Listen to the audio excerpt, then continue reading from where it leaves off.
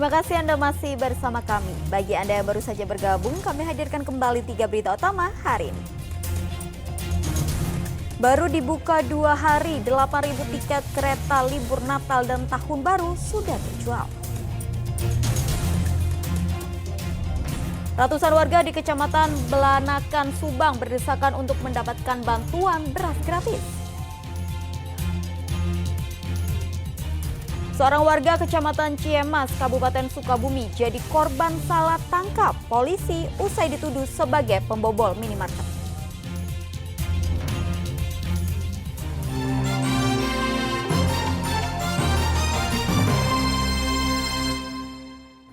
Ribuan umat Islam di kota Cimahi dan Sukabumi hari Minggu kemarin melakukan aksi solidaritas bela Palestina. Pengunjuk rasa mengecam perang antara Hamas dan Israel yang sudah menewaskan ribuan warga sipil sejak tanggal 7 Oktober lalu.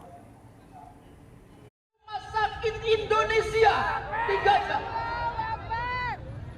Kecaman terhadap agresi Israel yang membom sasaran sipil seperti rumah sakit, tempat ibadah, dan sekolah di wilayah jalur Gaza yang dihuni rakyat Palestina diungkapkan pengunjuk rasa di kota Cimahi Minggu pagi.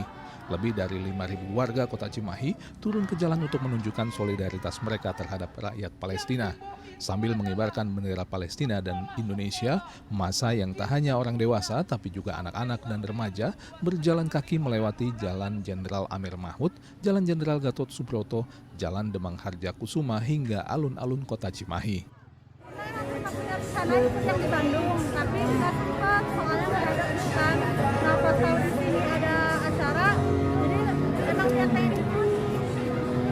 Teh, tadi ikut jalan kaki full atau gimana teh? Full dari yang alun-alun. Kenapa teh pengen ikut walaupun bener panas-panasan gitu di sini? Saya dukungan dari saya, semangat yang dibaca.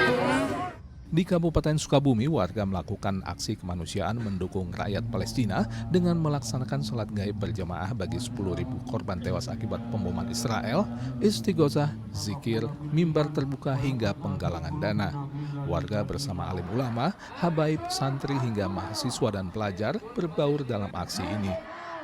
Alhamdulillah dilihat dari kondisinya banyak juga orang-orang yang datang dan peduli buat saudara kita yang Tanpa bermaksud mengurangi rasa hormat kami, tanpa bermaksud mengurangi rasa hormat. Aksi damai seperti ini sudah 3 kali digelar di Sukabumi Raya. Rangkaian doa dan pengumpulan dana untuk rakyat Palestina sengaja dilakukan untuk menunjukkan solidaritas mengecam pembantaian rakyat Palestina oleh Israel dan kesetiaan rakyat Indonesia yang kemerdekaannya dari Belanda didukung oleh Palestina di tahun 1945.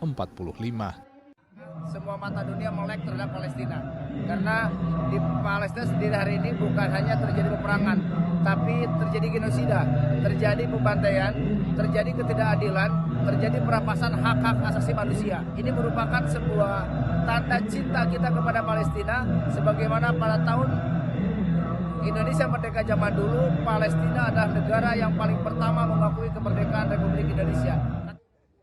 Selain upaya yang dilakukan masyarakat, pemerintah Indonesia dalam KTT Darurat Oki di Riyadh, Arab Saudi juga telah mendesak agar segera diberlakukan gencatan senjata, mempercepat distribusi bantuan kemanusiaan bagi rakyat Palestina, meminta negara anggota Organisasi Konferensi Islam untuk menuntut pertanggungjawaban Israel terhadap kekejaman kemanusiaan yang telah dilakukan, dan mendesak penyelesaian damai solusi 2 negara bagi Palestina dan Israel.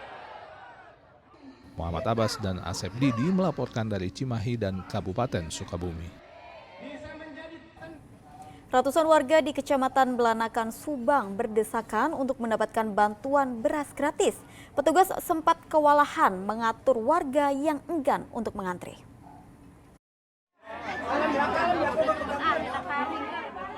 Warga desa Rawa Mekar, Kecamatan Belanakan, Subang berdesakan saat hendak mengambil bantuan beras 10 kg di kantor pos Belanakan. Banyaknya warga buat petugas kewalahan. Meski diminta untuk mundur dan mengantre, warga tak bergerak, malah semakin merapatkan jarak. Sebagian warga lagi menunggu di sisi lain kantor sambil membawa anak mereka. Mereka mengalah menunggu giliran pembagian bansos beras gratis. Lamanya pembagian bansos membuat warga kesal, terutama mereka yang lansia. Beras. Ambil beras berapa kilo? 10. Ya. 10. Ngantri nggak? Antri tuh begini. Berdesakan juga. Iya. Susah. Antri banget nih kayak ular. Berdesakan juga ya. Iya. Nah ini dengan seperti ini teh, kenapa ini pada ngantri apa buru-buru apa bagaimana pengen dapat? Ya iya buru-buru pengen dapat. Pengen dapat. Nah, Penerima bansos cukup membawa KTP dan KK asli. Datanya akan dicek dan warga akan difoto sebagai bukti telah menerima bantuan. Data kantor pos Blanakan mencatat, penerima bantuan di Kecamatan Blanakan mencapai 7.101 keluarga yang tersebar di 9 desa. Penyaluran di Kecamatan Blanakan berlangsung selama 3 hari. Zainal Arifin melaporkan dari Subang.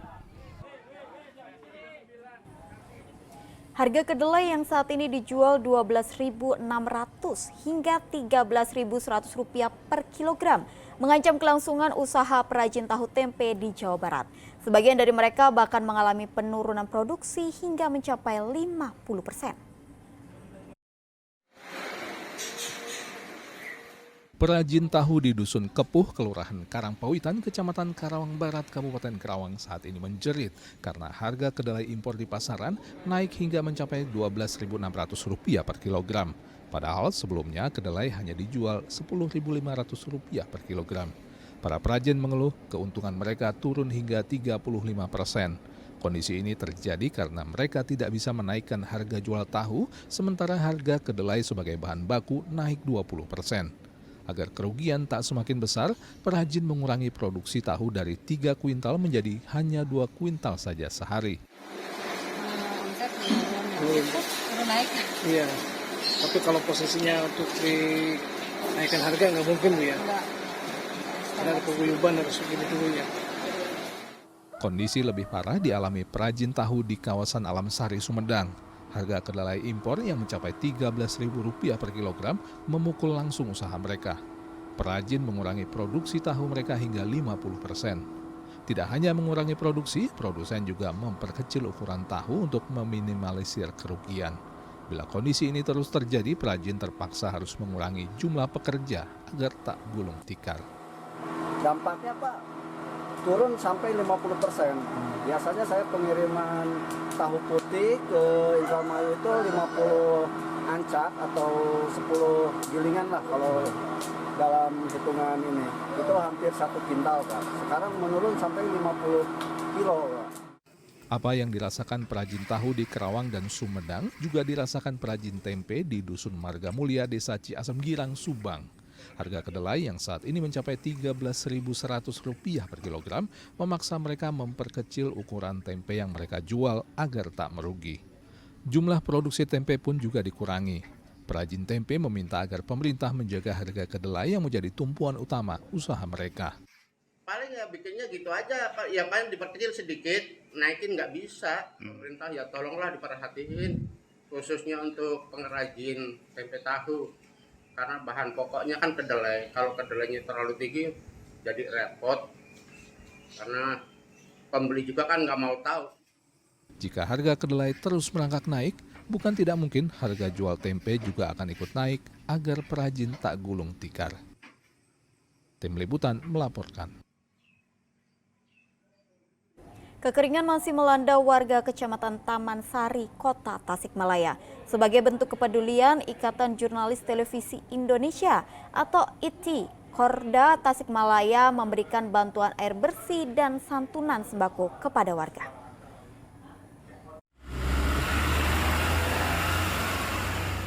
Warga Kelurahan Setiawargi, Kecamatan Taman Sari, Kota Tasikmalaya dengan gembira menyambut datangnya bantuan air bersih dari PDAM Tirta Sukapura yang bekerja sama dengan Ikatan Jurnalis Televisi Indonesia IJTI Korda Tasikmalaya. Di sepanjang jalan yang dilalui mobil tangki air, warga telah menyiapkan semua wadah yang bisa digunakan untuk menampung air. Warga sangat membutuhkan air bersih karena sudah 4 bulan mengalami krisis air. Kesulitan air udah hampir 4 bulan. 4 bulan. Kalau nyari airnya kemana Ibu? Saya suka ke rumah ibu. Suka di rumah ibu memang itu sumurnya deket sawah jadi ada airnya. Cuman kemarin sebulan ke belakang agak susah soalnya udah lama nggak hujan-hujan. Jadi udah mulai kering semua. Udah mulai kering terus ke sana jauh ke sawah ke menyesep. Distribusi bantuan air bersih ini diberikan dalam bakti sosial pembentukan IJTI Korda Tasikmalaya. Ada 2 truk tangki dengan air bersih sebanyak 10.000 liter yang dibagikan kepada warga. Kegiatan kita dalam syukuran ini adalah memberikan santunan kepada anak-anak yatim sekaligus memberikan 10.000 liter air bersih. Karena memang di sini lokasinya masyarakat sangat membutuhkan sekali air bersih. Selain air bersih, diberikan juga paket sembako bagi yatim dan lansia.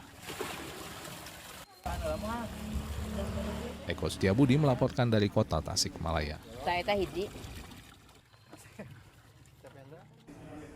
Jelang perhelatan pemilu 2024, Komisi Pemilihan Umum KPU Kota Banjar menerima 4 jenis logistik pemilu tahap 1. Seluruh logistik pemilu itu disimpan dan dijaga ketat di gudang logistik yang disewa oleh KPU. 2 truk tronton tiba di gudang KPU Kota Banjar membawa logistik untuk pemilu. 2 truk membawa ribuan kotak suara dan bilik suara dari percetakan di wilayah Tangerang, Banten. Seluruh logistik pemilu ini berjumlah 3.063 kotak suara dan 2.444 bilik suara. Sementara logistik yang tiba sebelumnya adalah tinta dan segel kotak suara. Nah, untuk sementara ini baru datang itu yang pertama kotak-kotak, yang kedua bilik, yang ketiga tinta, yang keempat segel kertas. Kotak dan bilik suara yang tiba itu masih terbungkus dan belum terakit utuh menjadi kotak dan bilik suara. Nantinya untuk proses perakitan, KPU Kota Banjar akan melibatkan personel tambahan. Dan untuk memastikan keamanannya, Polres Kota Banjar akan menempatkan anggotanya serta memasang sejumlah kamera CCTV. Pada saatnya nanti seluruh logistik pemilu sudah tiba di gudang ini, dari kepolisian juga akan melakukan penjagaan selama 1x24 jam. Saat ini, KPU Kota Banjar masih menunggu kiriman logistik pemilu berupa tali pengikat plastik untuk merakit bilik dan kotak suara.